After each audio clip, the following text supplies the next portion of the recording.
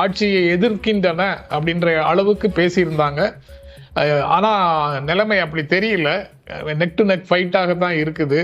இந்த neck to neck ஃபைட்ல Congress ஒருவேளை கடைசியில வெற்றி பெறலாம், இருக்கட்டும். ஆனா அது வந்து முழுமையான வெற்றி இல்லை. தேர்தல் மேனேஜ்மெண்ட்ல இன்னும் அவர்கள் இன்னும் அதிகமாக கவனம் செலுத்த வேண்டும். ஆட்சிக்கு எதிரான உணர்வு இருந்து ஒருவேளை அனைத்து கட்சிகளிடத்திலையும் அது வாக்குகள் பிரிந்து இருப்பதாக இருந்தால் அதை ஒருங்கிணைப்பதற்கான முயற்சியே இல்லாம உறுதியாக வெற்றி நமக்கு தான் அப்படின்னு நினைச்சு காங்கிரஸ் இருந்து விட்டதோ அப்படிங்கிற எண்ணத்திலிருந்து எல்லா விதமான எண்ணங்களும் இந்த நிமிஷத்துல வருது.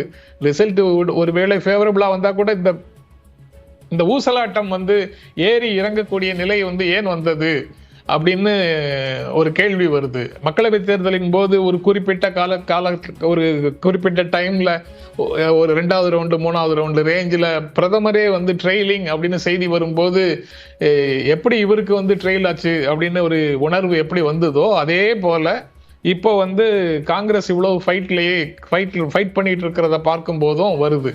ஆனா ஒரு விஷயம், எக்ஸிட் போல் ஹரியானாவையும் சரியாக ப்ரிடிக்ட் பண்ணல, ஜம்மு காஷ்மீரையும் சரியாக ப்ரிடிக்ட் பண்ணல அப்படிங்கிறது மீண்டும் மீண்டும் எஸ்டாப்ளிஷ் ஆகுது.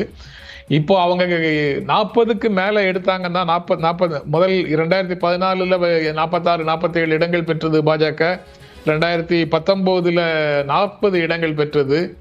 அதுக்கும் கீழே குறைஞ்சிருந்தாங்கன்னா பரவாயில்ல, அதை விட அதிகமாக இடங்களை பெற்றார்கள் என்றால் ஆட்சி அமைக்க முடியவில்லை என்றாலும் அது அவர்களுக்கு ஒரு விதத்துல வெற்றி அப்படிங்கிற மாதிரி தான் தோன்றுகிறது. நிச்சயமா நம்ம தொடர்ந்து பேசலாம். அதே போன்று ஜம்மு காஷ்மீரில் இருக்கக்கூடிய அந்த முன்னணி நிலவரங்களையும் நாம் பார்த்து கொண்டிருக்கிறோம். உமர் அப்துல்லா போட்டியிட்ட 2 தொகுதிகளிலும் தொடர்ந்து முன்னிலை வகித்துக் கொண்டிருக்கிறார். அதே போன்று மெஹபூபா முஃப்தியினுடைய மகள் இலின்ஜாவும் தொடர்ந்து முன்னிலையில் இருக்கிறார். அந்த்வாரா குப்வாரா தொகுதிகளில் போட்டியிட்ட சஜத் கனி லோன் தொடர்ந்து முன்னிலையில் இருக்கக்கூடிய அந்த விவரங்களையும் நாம் பார்த்துக் கொண்டிருக்கிறோம். தொடர்ந்து பேசலாம் ஒரு சிறிய இடைவேளைக்கு பிறகு.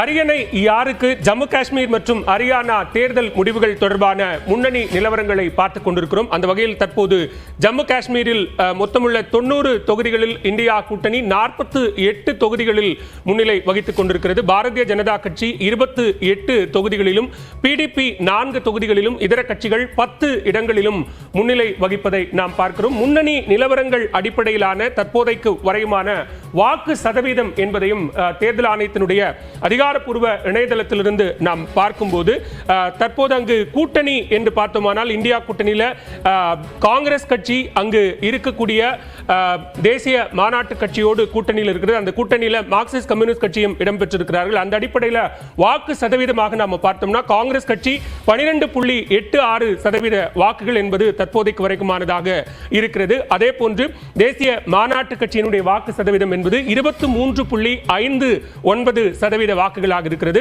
மார்க்சிஸ்ட் கம்யூனிஸ்ட் கட்சியினுடைய வாக்குகள் 0.29% அப்படிங்கிறது இந்த கூட்டணியினுடைய வாக்கு சதவீதமாக இருக்கிறது. பாரதிய ஜனதா கட்சியினுடைய வாக்கு சதவீதம் 26.66 வாக்குகள் என்பது இருக்கிறது. அதே நேரத்தில் பிடிபி தற்போது 4 இடங்கள்ல அவங்க முன்னிலை வகிக்கிறாங்க. அவங்களுடைய வாக்கு சதவீதம் 8.13 அங்கு வாக்கு சதவீதம் என்பது இருக்கிறது.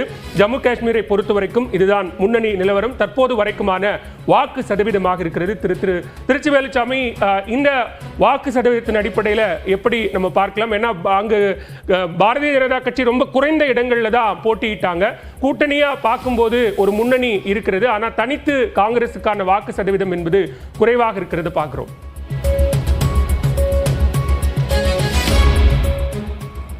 காங்கிரசும் எல்லா இடங்களையும் காங்கிரஸ் கூட்டணி அடித்தான் போட்டது. நீங்க காங்கிரஸ் நின்ற இடங்களில் பெற்ற வாக்குகள் தான் நீங்க சொல்றீங்க.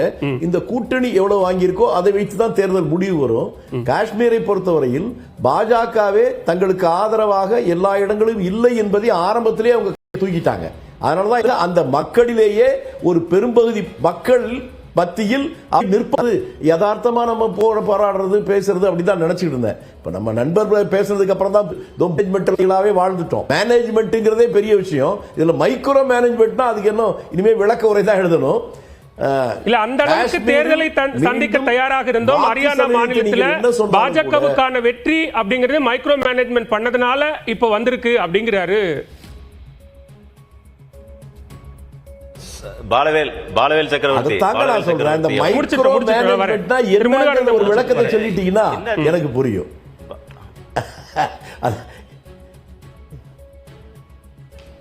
சொல்லுங்க திரு முருகானந்தம், சொல்லுங்க, பதில் சொல்லுங்க. பாலவேல் சக்கரவர்த்திக்கு சொல்றேன், அண்ணன் திருச்சி வேலுச்சாமி அவர்களுக்கு புரியுற மாதிரி சொல்றேன். எங்களுடைய மைக்ரோ மேனேஜ்மெண்ட் அப்படிங்கிறது மக்களை சந்தித்து எங்களுடைய திட்டங்களை நேரடியாக கொண்டு போய் சேர்க்கக்கூடிய விஷயங்களை சொல்லுவது.